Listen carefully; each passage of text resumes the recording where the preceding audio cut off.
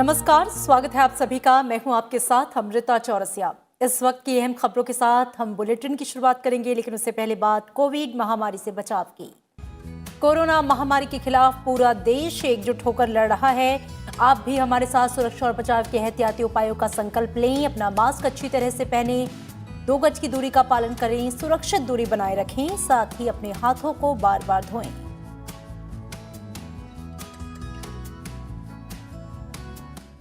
Covishield के बाद Bharat biotech की कोवैक्सीन के आपात इस्तेमाल को भी एक्सपर्ट कमेटी ने दी हरी झंडी। दोनों वैक्सीन के लिए drugs controller general of India की मंजूरी का इंतजार। केंद्रीय मंत्री प्रकाश जावड़ेकर ने कहा, भारत में तैयार हो रहे हैं कोरोना वैक्सीन के 4 टीके।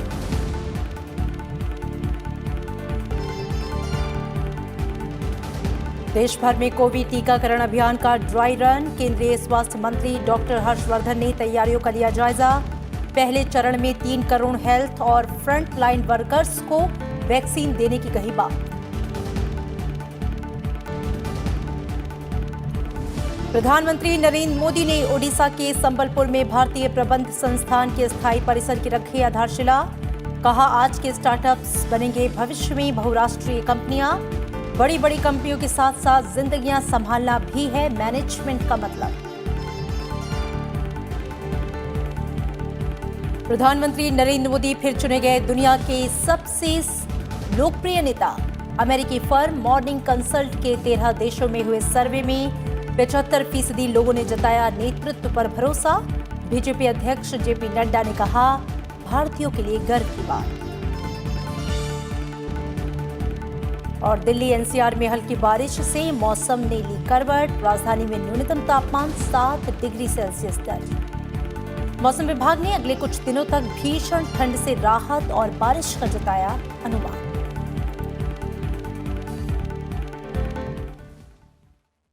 केंद्रीय औषधि मानक नियंत्रण संगठन की कोरोना पर विषय विशेषज्ञ समिति ने कोविशील्ड के बाद भारत बायोटेक के स्वदेशी रूप से विकसित कोविड-19 वैक्सीन कोवैक्सीन के भी सीमित आपातकालीन उपयोग की अनुमति देने की सिफारिश की है।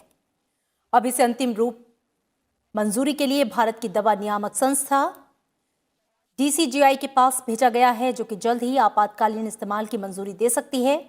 इसके अलावा अहमदाबाद की कैडिला हेल्थकेयर लिमिटेड की ओर से बनाई जा रही वैक्सीन के 3रे चरण के क्लिनिकल ट्रायल प्रोटोकॉल की अनुमति दी गई है।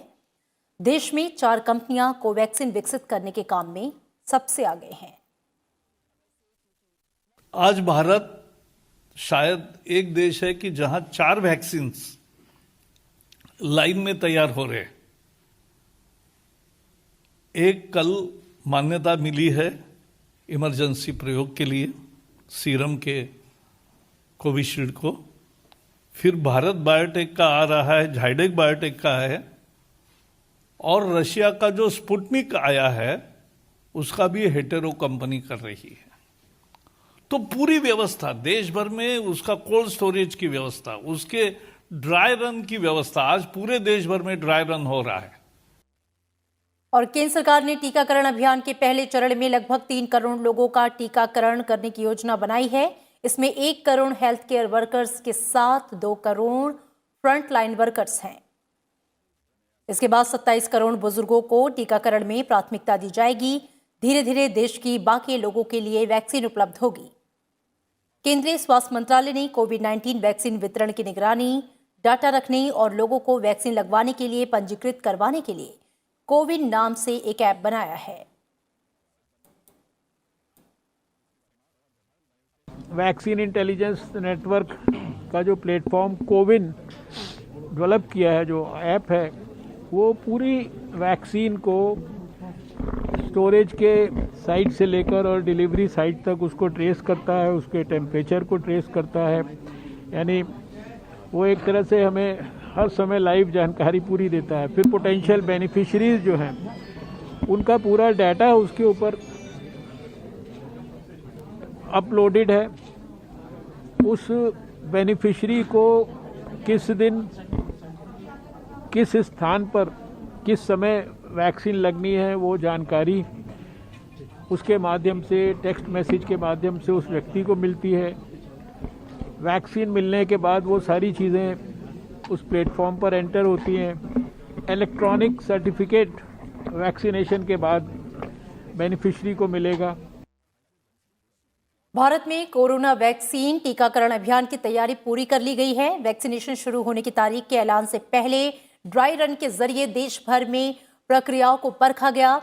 दिल्ली में पूर्वाभ्यास का जायजा लेने पहुंचे केंद्रीय स्वास्थ्य मंत्री डॉक्टर हर्षवर्धन ने कहा कि सरकार टीकाकरण के लिए तय दिशा निर्देशों के साथ किसी तरह का समझौता नहीं करेगी।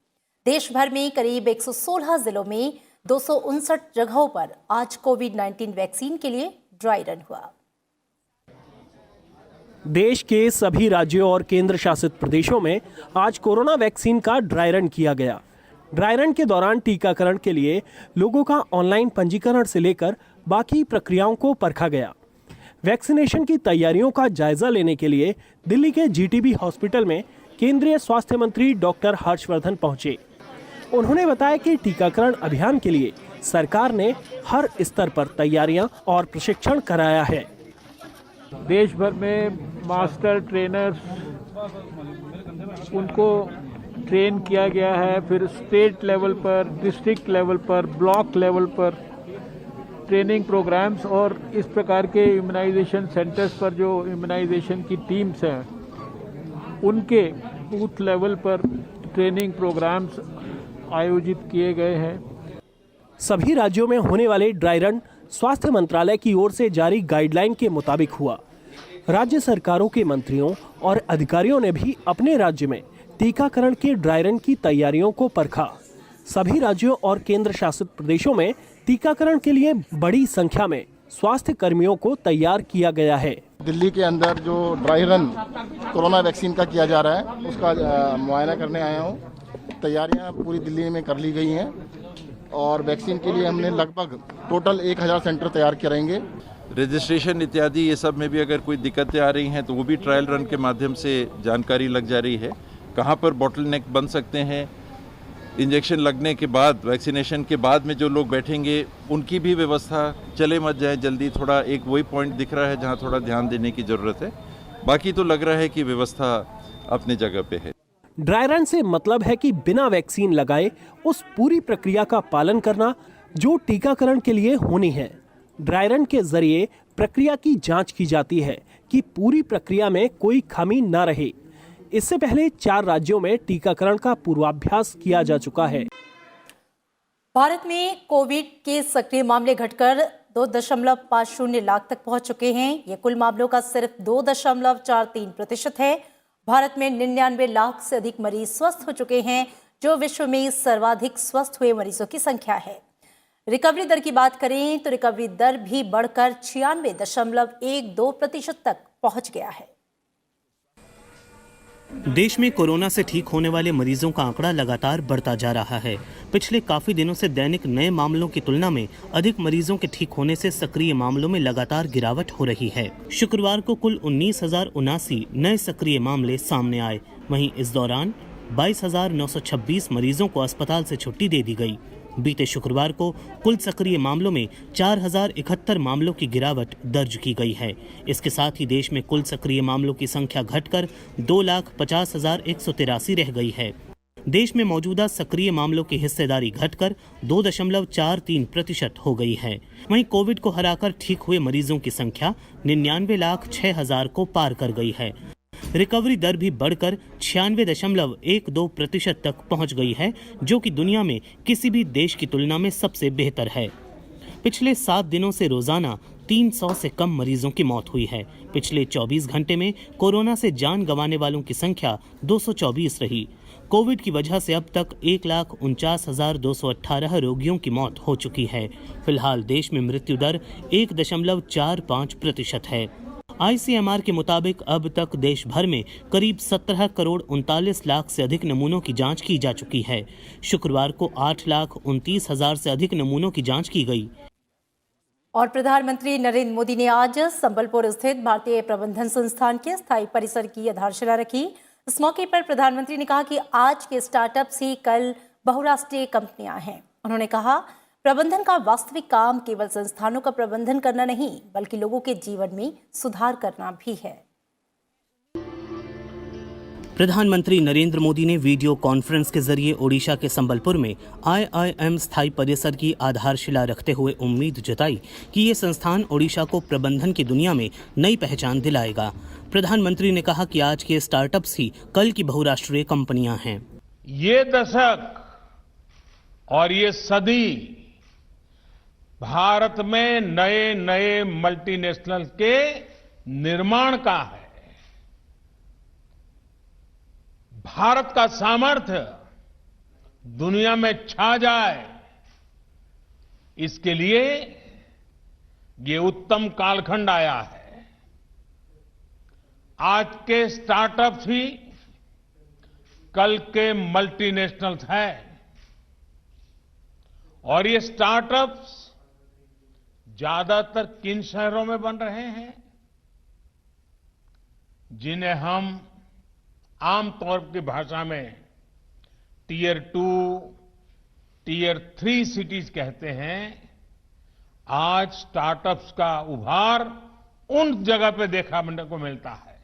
प्रधानमंत्री ने कहा कि आत्मनिर्भर भारत की संरचना के तहत स्थानीय उत्पादों को वैश्विक बनाने में प्रबंधन विशेषज्ञ अहम भूमिका निभा सकते हैं। IIM के छात्र छात्राओं के लिए संबलपुर के लोकल को वोकल बनाना उनका एक अहम दायित्व है। साथियों, आप ये भी भली भांति जानते हैं कि संबलपुर और उसके आसपास का इलाका अपनी मिनरल और माइनिंग स्ट्रेंथ के लिए भी जाना जाता है।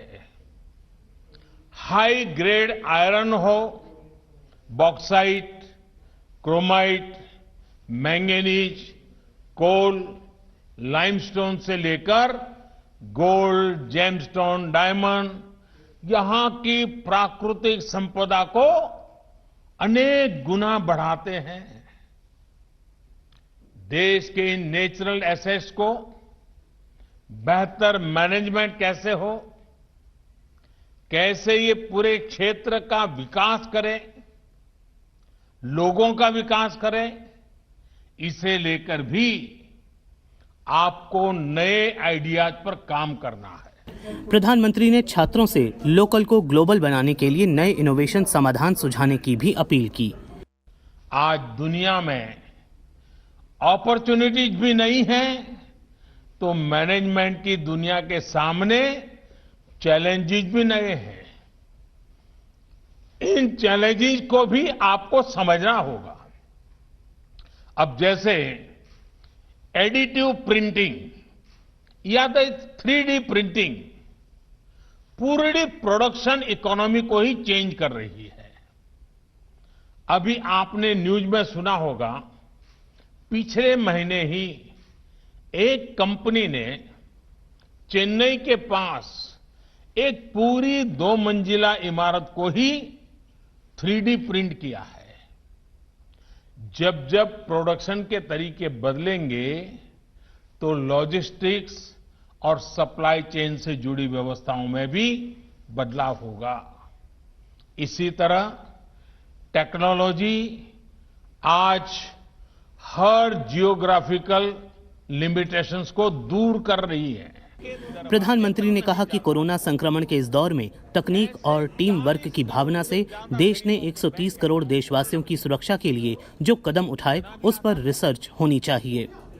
कोरोना संक्रमण के इस पूरे दौर में टेक्नोलॉजी और टीम वर्क की भावना से देश ने कैसे काम किया, किस प्रकार से 130 करोड़ देशवासियों की सुरक्षा के लिए कदम उठाए गए, जिम्मेवारियां उठाई गई, कोलैबोरेशन किया गया, जन भागीदारी का अभियान चला गया।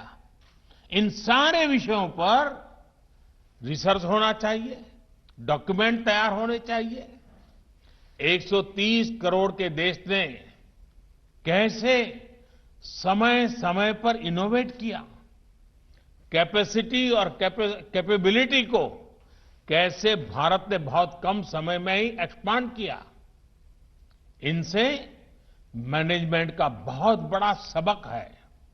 समारोह में उड़ीसा के राज्यपाल गणेशी लाल, मुख्यमंत्री नवीन पटनायक, केंद्रीय शिक्षा मंत्री रमेश पोखरियाल निशंक, केंद्रीय पेट्रोलियम मंत्री धर्मेंद्र प्रधान और केंद्रीय पशुपालन राज्य मंत्री प्रताप चंद्र षडंगी भी शामिल हुए। संबलपुर का ये ऐसा पहला संस्थान है जिसमें अत्याधुनिक क्लासरूम हैं और मूलभूत अवधारणाओं को डिजिटल तरीके से सिखाया जाता है। ये संस्थान लड़के लड़कियों में समानता की दृष्टि से भी दूसरे भारतीय प्रबंधन संस्थानों से आगे है। कोरोना काल में भी प्रधानमंत्री नरेंद्र मोदी की लोकप्रियता में इजाफा हुआ है। अमेरिका की फर्म मॉर्निंग कंसल्ट की तरफ से किए गए एक सर्वेक्षण में प्रधानमंत्री को विश्व के बड़े राजनेताओं में सबसे ज्यादा वोट मिले हैं और सबसे पहला पायदान मिला है। केंद्रीय मंत्री प्रकाश जावड़ेकर ने इसकी जानकारी देते हुए कहा कि प्रधानमंत्री की लोकप्रियता का ग्राफ लगातार बढ़ रहा है। उन्होंने कहा कि विश्व के प्रमुख नेताओं की लोकप्रियता का आकलन करने वाली अमेरिका की एक कंपनी के मुताबिक प्रधानमंत्री नरेंद्र मोदी की स्वीकार्यता 55% के साथ काफी ज्यादा है। उन्होंने कहा कि प्रधानमंत्री एक दूरदर्शी नेता हैं और देश के विकास को लेकर उनकी एक निश्चित सोच है। सभी प्रमुख देश इसमें थे, America, Britain, Australia, Canada, France, Italy, Japan, German, Brazil, Mexico, दक्षिण कोरिया, स्पेन।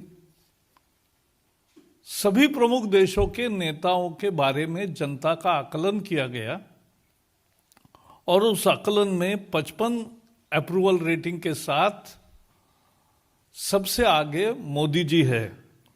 2 नंबर पर मेक्सिको के अध्यक्ष है मैनुअल ओब्रेडोर, उनको 29 अप्रूवल रेटिंग है उनका, और तीसरे स्थान पर ऑस्ट्रेलिया के है 27 है। यानी एक तरह से पहले और दूसरे में लगभग आधे का अंतर है। तो ये जो है मोदी जी की लोकप्रियता, और सबसे विशेष बात है कि पिछले 6 साल दुनिया के एकमात्र नेता ऐसे हैं जिनकी लोकप्रियता लगातार बरकरार है या बढ़ रही है। 6 साल, इट्स अ रेयर फिनोमिना। ये दुनिया में ऐसा नहीं होता। कभी सफलता रहती है, कभी विफलता आती है, कभी रेटिंग बढ़ता है, कभी कम होता है, लेकिन मोदी जी है कि जिनका रेटिंग लगातार बढ़ रहा है।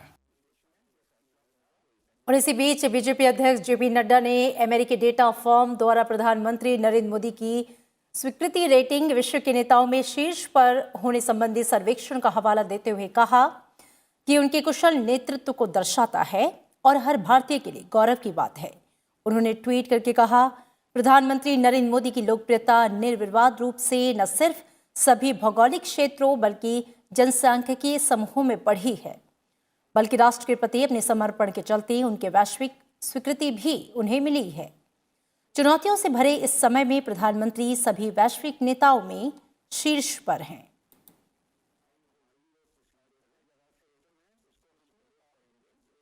Chief of defence staff general Bipin Rawat ने बतौर सीडीएस 1 साल पूरे कर लिए हैं। आज उन्होंने अरुणाचल प्रदेश और असम में चीन से सटे सैन्य अड्डों का दौरा किया। इस दौरान जनरल रावत ने प्रभावी निगरानी बनाए रखने और संचालन की तत्परता को बढ़ाने के लिए सैनिकों द्वारा अपनाए गए उपायों का जायजा लिया। उन्होंने कहा कि भारतीय सेना के जवान जिस कठिन परिस्थितियों में रहते हैं और सीमा की हिफाजत करते हैं, ऐसा शायद ही कहीं देखने को मिले। उन्होंने कहा कि सिर्फ भारतीय सैनिक ही ऐसी चुनौतीपूर्ण परिस्थितियों में सतर्क रह सकते हैं। जनरल रावत ने यह भी कहा कि भारतीय सशस्त्र बलों को उनके कर्तव्य पालन के लिए कोई नहीं रोक सकता, क्योंकि वे इसके लिए अडिग हैं।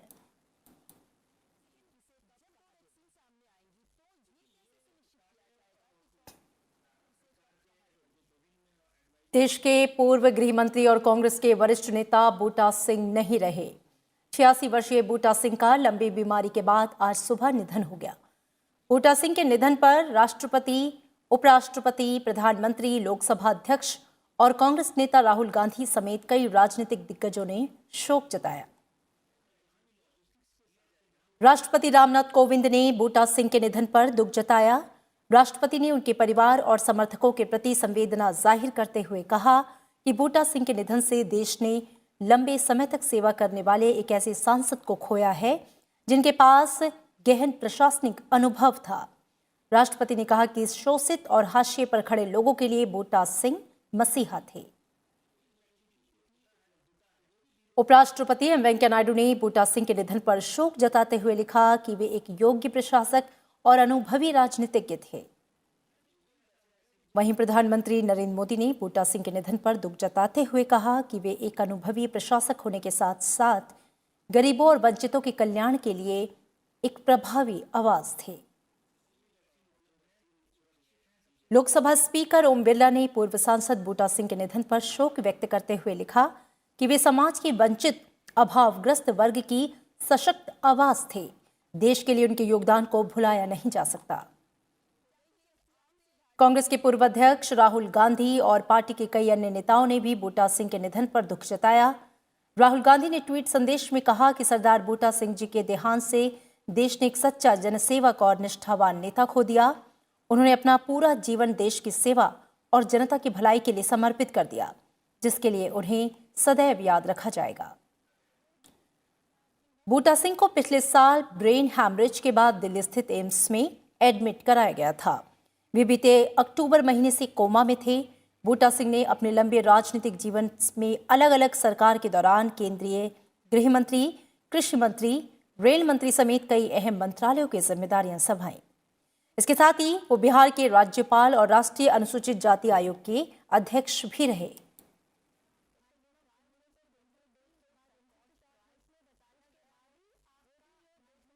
और अब बात मौसम की। पश्चिमी विक्षोभ के प्रभाव के कारण दिल्ली एनसीआर में आज सुबह हल्की बारिश हुई। दिल्ली में आज न्यूनतम तापमान 7 डिग्री सेल्सियस दर्ज किया गया। पश्चिमी विक्षोभ के कारण उत्तर भारत में भीषण ठंड से राहत मिलने की संभावना है। मौसम विभाग ने तापमान बढ़ने की संभावना जताई है। अगले 3 दिनों के दौरान पंजाब, हरियाणा, चंडीगढ़, दिल्ली, पश्चिमी उत्तर प्रदेश और उत्तरी राजस्थान में तापमान में 3 से 5 डिग्री सेल्सियस की वृद्धि होने की संभावना है। मौसम विभाग ने उत्तर पश्चिम दिल्ली, हरियाणा और उत्तर प्रदेश के कुछ हिस्सों में आज गरज के साथ हल्की बारिश की भविष्यवाणी की है। 2 तारीख से लेकर के 6 तारीख तक जो है क्लाउडी वेदर और रेन रहेगा, लेकिन जो 3, 4, 5 है, 3 नाइट 4, 5 दिल्ली में पीक रहेगा वो, और ओले भी गिरेगा। वो जो हम जो एरिया दिए हैं पंजाब, हरियाणा, दिल्ली, उत्तर राजस्थान, पश्चिम उत्तर प्रदेश, ये जो प्लेन और तराई इलाका है, इसमें लंबा दिन एक्टिविटी रहेगा। 4 दिन रहेगा, 2, 3, 4, 5 तारीख को, और 4, 5 या 3 नाइट ऑनवर्ड 5 तारीख पीक रहेगा, और 4, 5 को अच्छा खासा बारिश होगा। और हिल्स का अगर बात करें तो हिल्स का जो पीक है वो 4, 5 को है, जो वेस्टर्न डिस्टर्बेंस आ रहा है। ऐसे भी तो रेन स्नो रहेगा, लेकिन हैवी रेन जो है 4, 5 को दिए हैं हिमाचल प्रदेश, जम्मू कश्मीर, उत्तराखंड। ज़्यादा एक्टिविटी रहेगा जम्मू कश्मीर में। और 2021 के आगाज पर प्रधानमंत्री नरेंद्र मोदी ने एक कविता लिखी है। कविता का शीर्षक है अभी तो सूरज उगा है। आइए आपको ये कविता सुनाते हैं।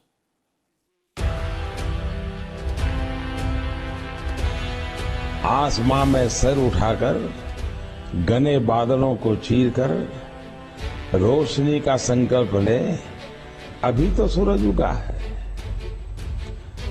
दृढ़ निश्चय के साथ चलकर, दृढ़ निश्चय के साथ चलकर, हर मुश्किल को पार कर, घोर अंधेरे को मिटाने, घोर अंधेरे को मिटाने अभी तो सूरज उगा है। विश्वास की लौ जलाकर, विश्वास की लौ जलाकर, विकास का दीपक लेकर, सपनों को साकार करने अभी तो सूरज उगा है। न अपना न पराया, न अपना न पराया, न मेरा न तेरा, सबका तेज बनकर, सबका तेज बनकर अभी तो सूरज उगा है। आग को समेटते, प्रकाश को बिखेरता, चलता और चलाता, चलता और चलाता अभी तो सूरज उगा है। अभी तो सूरज उगा है, अभी तो सूरज उगा है। और इन खबरों के साथ इस बुलेटिन में फिलहाल इतना ही, लेकिन चलते चलते एक बार फिर से आपसे अपील। कोरोना महामारी के खिलाफ पूरा देश एकजुट होकर लड़ रहा है। आप भी हमारे साथ सुरक्षा और बचाव के एहतियाती उपायों का संकल्प लें। अपना मास्क अच्छी तरह से पहने, 2 गज की दूरी का पालन करें, सुरक्षित दूरी बनाए रखें, साथ ही अपने हाथों को बार बार धोएं।